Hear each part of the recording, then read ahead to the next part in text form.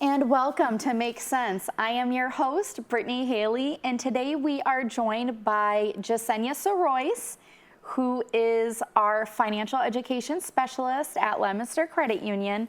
And today we are going to talk about protecting yourself. So lately there has been a lot of talk of all sorts of things, different frauds that are happening, different data breaches that are happening, as well as individuals trying to gain access to your information. So we just want to talk today about a few things that are current on the news and ways that you can protect yourself of making sure that these things don't happen to you. So when it comes to using your debit card, your credit card at different places, whether it be an ATM, a gas station, a grocery store, we want to make sure that you are keeping yourself safe. So first, I'm going to talk about when you go to use an ATM, you want to make sure that the ATM you're going to gain access to, it's in a well-lit area, it's somewhere that is monitored, it's somewhere that is either being watched by security cameras or a security personnel. You want to make sure that, it's an indoor ATM, drive-up ATM. And if it's possible, try to use it during the day. It's always safer in daylight. And drive-up ATMs can also add kind of an added layer of security and be a little bit safer than walk-up ATMs as far as like privacy, safety are concerned. And, in your vehicle, you're able to lock your doors and you're able to drive away should you feel like there's any sort of risk to you at all. And do you want to talk about, Jessenia, kind of being aware of your surroundings at an ATM? Yeah, so there's a lot of steps that you can take to ensure your safety depending on the type of ATM that you're using. If you're going to a drive-up ATM, keep your car running, make sure all the other windows are closed except for the one that you're using. If you happen to be walking up to an ATM, turn off your car in that situation. Lock the doors, keep your keys with you. That way everything that you have with you stays safe.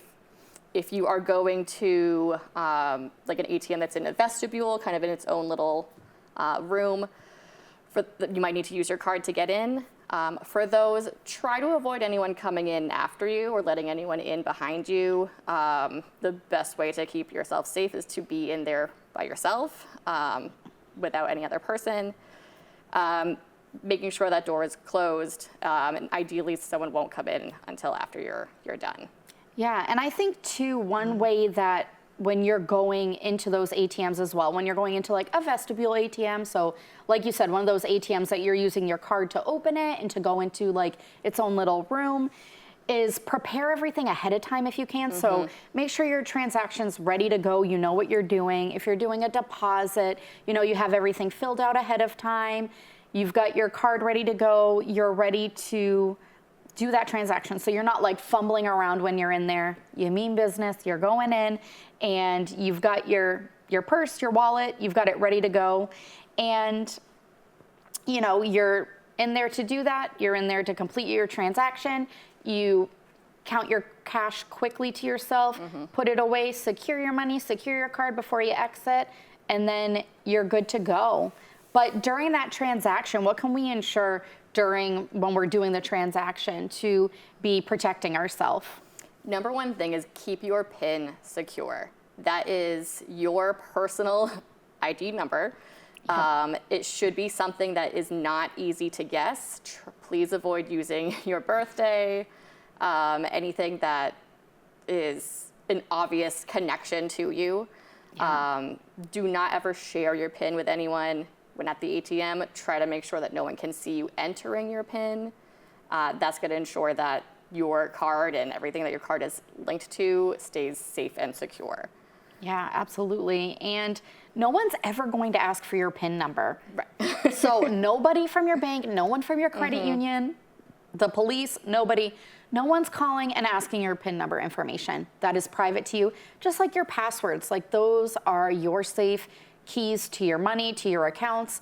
You keep those things private. Nobody should ever be asking to share that information. So yeah, you're right. Keep your PIN number secure, password secure, like we'll talk about a little bit later. But yeah, making sure that those things are secure. And again, before leaving that ATM, you're putting your money away, you're securing everything before you leave, and heading on out from there. Now, when we're going to an ATM, when we're looking at an ATM, is there anything that we should be mindful of or aware of when using the physical machine itself? Yeah, so card skimmers are a big way that fraudsters out there are getting our information, our card information, our PINs. When using an ATM, you really want to double check that machine. Kind of feel around. If anything feels like it's about to come off, that's usually a bad sign. If anything looks foreign to that machine, like it doesn't belong there, that it's not an original part, if something looks odd where you're supposed to put your card in, best to just walk away. Don't use that machine. Maybe try to report it to the institution that owns that ATM.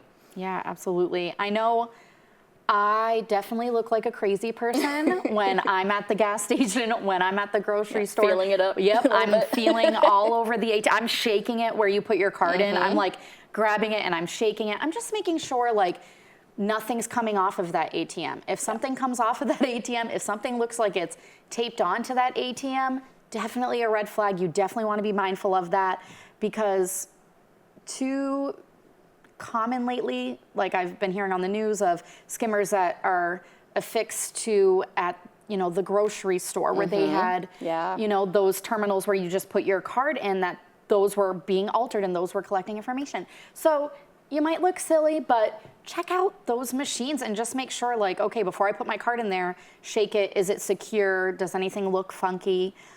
Because it could save you a huge headache later on.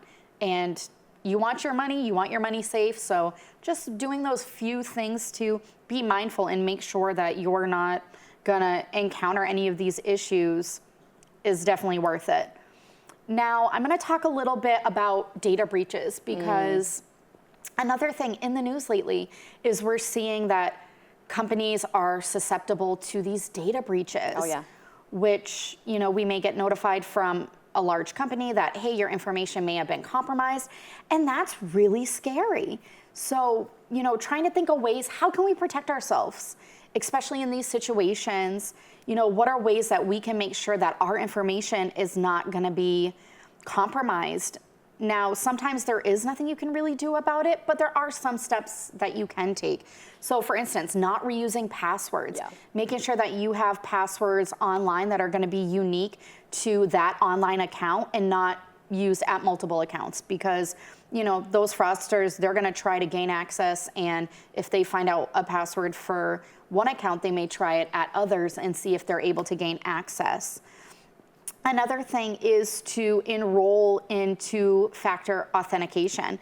So what that is when you go to gain access to one of those accounts, it's going to send you a confirmation code via text message or email that you have to punch in before you're given access. So that way it's an added level of security. It's not going to be something that a fraudster is going to be able to get access to. So if you could do that two-factor authentication, extra level of security, definitely something that you want to do on any of your accounts that offer that. What are some ways that we can kind of be mindful and be checking to make sure that we haven't been a victim of fraud? So keeping tabs on your credit report, your credit activity is huge. You are able to access your credit report through things like annualcreditreport.com. You can get that for free through all of 3 credit bureaus. There are lots of credit monitoring services that you can sometimes pay for. Sometimes they're offered to you through your institution, through your credit card companies. Those can help with alerts sometimes. But it's really best to kind of take matters into your own hands and really be diligent on checking your credit report to make sure that nothing stands out, that there's no unfamiliar loans or even applications out there, that everything is accounted for and makes sense to you. Yeah, absolutely. And like you had mentioned, so you are able to get those free credit reports every single year. And so through each of the major credit bureaus. So the 3 major credit bureaus are Experian, TransUnion, and Equifax. So you can go to them directly and get your credit reports, 1 per year without a charge, or again, that annualcreditreport.com to be able to pull your credit. And those are the only ones that are guaranteed that are going to be accurate and free of charge, because that is your right to be able to access your credit reports that way. Now, I know a way that I ensure, because I myself have been a victim of multiple data breaches at this point, unfortunately.